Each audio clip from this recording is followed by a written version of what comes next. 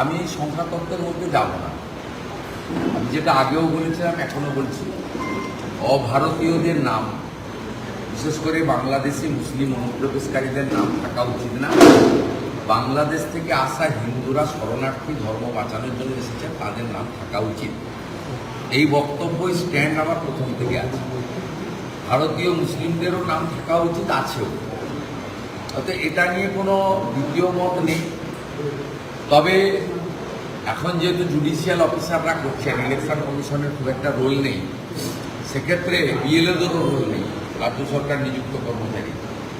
যাদের নাম সাপ্লিমেন্টারি লিস্টে আসবে না, তাদেরকেও ভারতবর্ষের যে মহান আইন রয়েছে, স্বাধীনতা রয়েছে, নাগরিক অধিকার রয়েছে, সেটা মাথায় রেখে সুপ্রিম কোর্ট কলকাতা হাইকোর্টের মহামান্য প্রধান বিচারপতিকে ট্রাইব্যুনাল বানাতে বলেছে। আপনারা দেখেছেন গত পরশু দুদিন আগে কলকাতা হাইকোর্ট অবসরপ্রাপ্ত বিচারপতিদের দিয়ে ট্রাইব্যুনাল বানিয়ে দিয়েছে।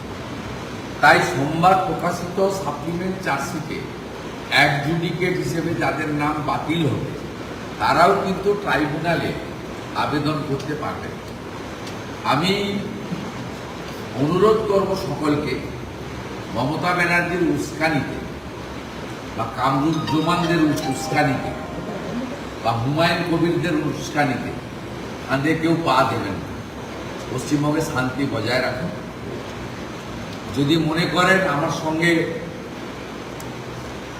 বিচার বিভাগ থেকে নিযুক্ত লোকেরা অন্যায় করেছে, আমার নাম সাপ্লিমেন্ট চার্জশিটে আসা উচিত ছিল, তার জন্যই কিন্তু মহামান্য আদালত ট্রাইব্যুনাল বানিয়ে দিয়েছে।